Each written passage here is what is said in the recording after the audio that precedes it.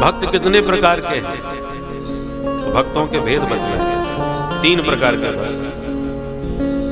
जो मंदिर की मूर्ति में ही भगवान को मानते और जानते हैं वो साधारण भक्त हैं, उनको प्राकृत भक्त कहा गया।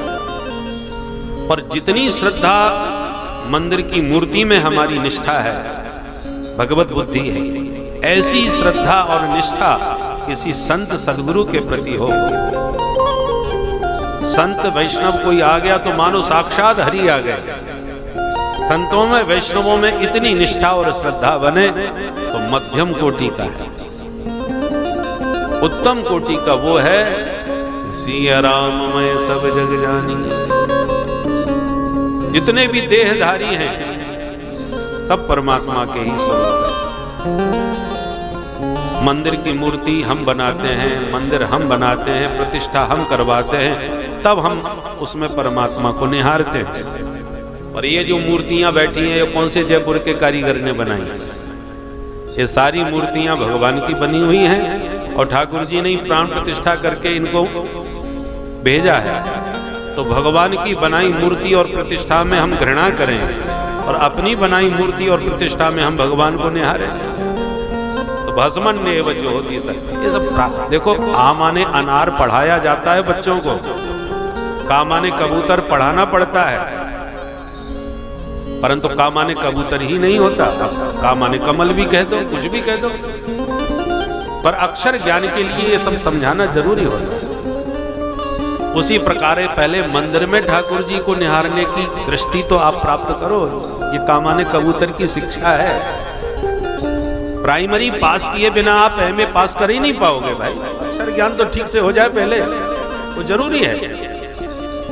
हाँ, प्रथम कक्षा है पर आवश्यक है, उसके बिना भी काम नहीं चलेगा।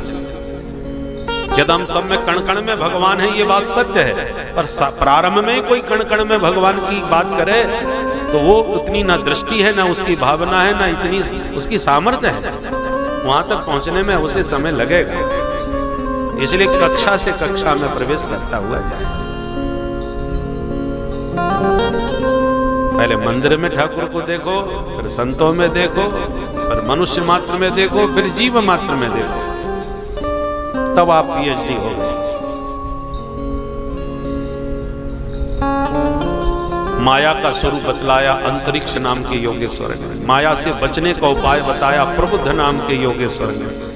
जो माया से बचना चाहे सबसे पहले तस्मात् गुरुं प्रपद्येत जिज्ञासु श्रेयमुत्तमम्। किसी माया मुक्त महापुरुष की शरण में जाए। तद विज्ञानार्थम गुरुमेवाभिगच्छेत् समित प्राणी श्रोत्रिय ब्रह्मनिष्ठम। वेद का वचन। भगवती श्रुति कहती है कि यदि उस परम तत्व को जानना चाहते हो तद विज्ञानार्थम गुरुमेवाभिगच्छेत्, सदगुरु की शरण में जाए। कैसे जाए? समित पाणी, हाथ में लकड़ी लेकर के जाए। समिधा, लकड़ी लेकर के सदगुरु की शरण में जाके आत्मसमर्पण कर दे। लकड़ी लेके क्यों जाए? काष्ठ की विशेषता है, वो जिसके हाथ में लकड़ी होती है वो उसी की होती है, वो जैसे चाहे उसका प्रयोग करे। हमारे हाथ में लकड़ी है, हम किसी को मारें पीटें उससे, चाहे तो उसी लकड़ी को चूल्हे में जला करके अग्नि तापे, चाहे तो हम उसी को काट छांट करके बढ़िया कोई कुर्सी मेज टेबल कुछ बना लें।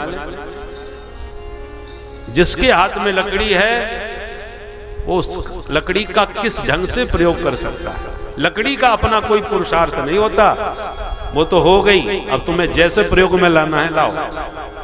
ऐसी शिष्य का इतना समर्पण सदगुरु में होना चाहिए कि प्रभु मैंने तो अपना जीवन आपके चरणों में समर्पित कर दिया, अब आप जैसे चाहें इस जीव का निर्माण कर दो। इतना समर्पण भाव सदगुरु में हो। इसलिए कहा गुरु साक्षात परब्रह्म। गुरु गोविंद में कोई भेद नहीं मानना चाहिए। जो निराकार ब्रह्म है वही निराकार बन के प्रकट हुआ है सदगुरु के रूप में। नर के आकार का नराकार, और जिसमें कोई आकार नहीं वो निराकार। तो निराकार ही निराकार रूप सदगुरु है, इसलिए गुरु साक्षात परब्रह्म का। इतनी निष्ठा सदगुरु में होनी चाहिए। प्यास लगती है तो आप बार बार कुआं खोद के पानी नहीं निकालते। कुआं खोद के पानी निकालने में तो बहुत श्रम लगेगा, बहुत समय लगेगा। इसलिए मटके में जो पानी भरा है उसको पी करके प्यास बुझा लो, जो निकाला हुआ रखा है पहले से। उसी प्रकार सदगुरु हैं ब्रह्म, और वो ब्रह्म कैसे हैं? मटके का जल। और एक ब्रह्म सारी पृथ्वी में विशाल जलाशय के रूप में व्याप्त है। सारी धरती पानी में है, जहां भी खोदोगे पानी निकलेगा। परंतु प्यास लगने पर खोद करके पानी नहीं निकाला जाता, पहले खोद के रखा जाता है भाई, उसी से प्यास बुझाई जाती है। तो जो व्यापक जल है उसको प्रकट करने के लिए पुरुषार्थ करना पड़ेगा। इसलिए जो जल घड़े में रखा है उसी को पी के पानी बुझाओ, प्यास बुझाओ, और फिर हमेशा के लिए पानी की व्यवस्था बनाए रखने के लिए कुआं खोदो। उसी प्रकार वो व्यापक ब्रह्म जो है वही सदगुरु के रूप में आपको सुलभ हुआ है। आज जो सदगुरु के रूप में सुलभ ब्रह्म है उसका लाभ उठाओ, उसे ज्ञान विज्ञान के रहस्य को जानो। परंतु वह सगुण साकार जो सदगुरु तुम्हारे बीच में, वो हमेशा नहीं रहने वाले। इसलिए जब तक ये पानी खत्म ना हो तब तक अपना कुआं भी खोद लो। जल वही है जो खोद के निकाला गया, और जब तुम्हारा यहां खोद लोगे तो परमानेंट जल आपके पास होगा। तो उस निर्गुण निराकार ब्रह्म को पाने के लिए आपको पूरा पुरुषार्थ साधना का करना पड़ेगा। और जब तक वह परमात्मा, उस परम तत्व को हमने नहीं जाना, तब तक गुरु में ही वही परम तत्व को जान करके यदि वही भावना रखोगे तो वही जल उस परम जल तक तुम्हें पहुंचा देगा। मित्रों, आशा करता हूं कि यह धार्मिक शिक्षाप्रद कथा आप लोगों को अवश्य पसंद आई होगी। अगर आप लोगों को यह कथा पसंद आई हो तो इस कथा को लाइक करें और अधिक से अधिक लोगों को शेयर भी करें, जिससे कि वे भी इस शिक्षाप्रद उत्तम कथा को सुनकर अपने जीवन को सुखी एवं सामर्थ्य बना सकें।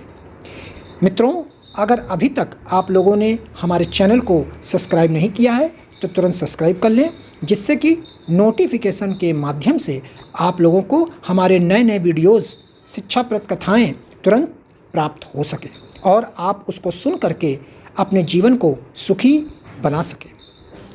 तो कल फिर किसी नए धार्मिक कथा को लेकर के आप लोगों के समक्ष फिर से प्रस्तुत होंगे। तब तक के लिए राम राम।